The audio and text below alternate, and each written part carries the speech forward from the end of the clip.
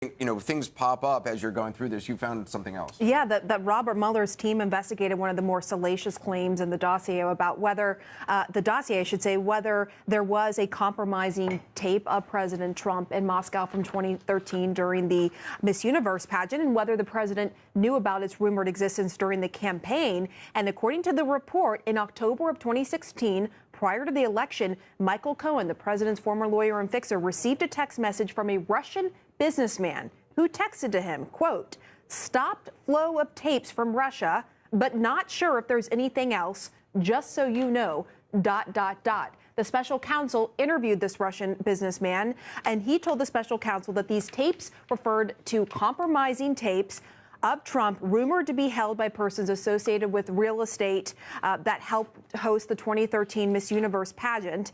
Cohen, according to this report, told the special counsel that after he received this text message from the Russian businessman, he told Trump about it. So candidate Trump at that time about this, and that the businessman told prosecutors that the tapes ended up being fake, but that he never conveyed that to Michael Cohen, and therefore that was never conveyed to Trump. And so here you have a scenario where Trump was told in October of 2016 that there might be compromising tapes of him that are held by Russians. And then he's briefed by his own FBI director in January of 2017 about the dossier, and that the Russians may have compromising tapes about him involving his conduct when he was a private citizen during the 2013 Miss Universe pageant.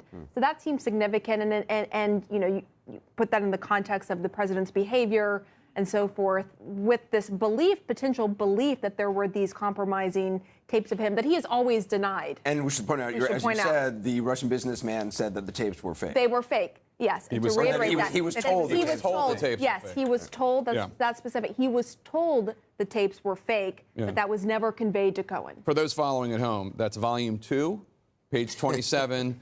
Footnote 112. Footnote 112. Jake, how many people do you think are actually sitting at home with this 400-page document being like, oh, wait, let me turn to that page? I feel a lot of fellow nerds out there. But actually, the version that was put on the web is not searchable. And there is a big industry now of people. You are. Oh, there are lots of folks using technical skills that are greater than mine, who are putting it out on the web now in searchable format.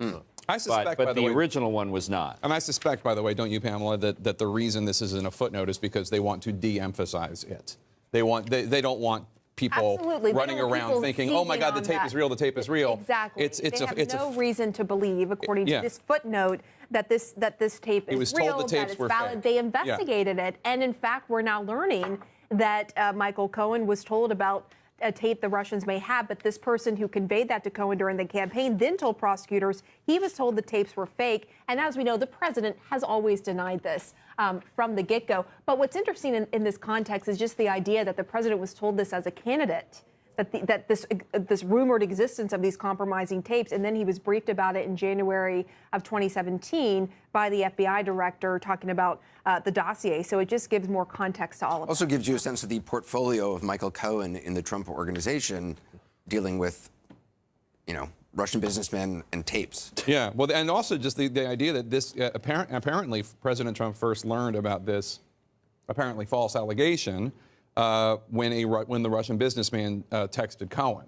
In October 2016. In October 2016, not from later on, as he would find out. That's what I'm saying. Yeah, so he'd already been told about it. Then he hears from his FBI director what he was told by Michael Cohen a few months earlier about these alleged compromising tapes that, again, we have no reason to believe actually exist. But it goes towards the state of mind. I mean, that's part of this whole issue here. You're talking about, especially with obstruction, and the vested interest that this president would have to try to undermine it or try to influence or just say, this has been a cloud over my presidency. Remember, he spoke to two Russians who came to the White House and said, I got rid of that nut job Comey because I had this cloud of the Russia conspiracy or collusion overhead. This speaks to it, which leads you to understand, and earlier, I think you may have reported on it, Pam, earlier, the idea that one of the reasons why they opted not to pursue the subpoena to actually get Donald Trump to testify to them in person as opposed to the take-home examination was because they had substantial information outside of that to be able to assess and evaluate the president's motivations and his interests at that point in time.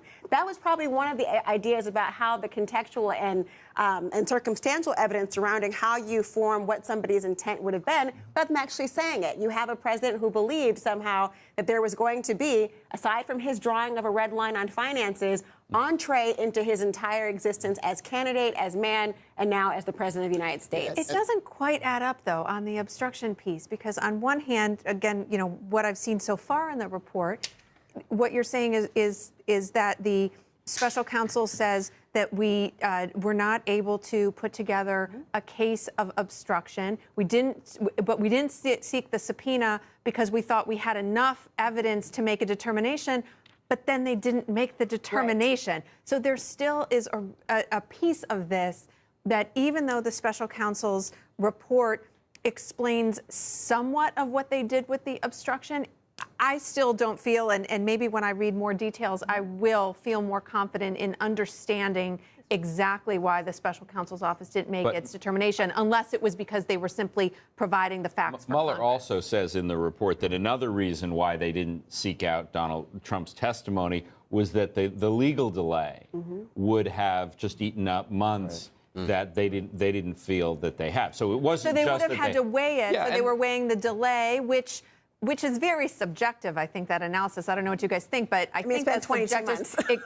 It could have taken longer, or it could have been expedited. Courts could have handled it in different ways given the gravity of the matter. So I feel like that piece But it is important to point out subjective that judgment. The Mueller report is saying the president's answers were inadequate. Those were solely answers on the issue of conspiracy or collusion. Nothing about, you know, he refused to do even written answers on obstruction of justice, which is obviously a more fraught area, clearly, given what Mueller had found. I really read that as meaning, I don't know what the other prosecutors think, but I read that as them feeling like we've got him in terms of the intent evidence. We don't need to interview him. Now, the decision, they said that his public statements and other stuff that already gave them an idea of what was going on. Yeah, I think it was a closed book on whether he intended that or not. It's a separate question. Do you decide to indict or you follow the policy?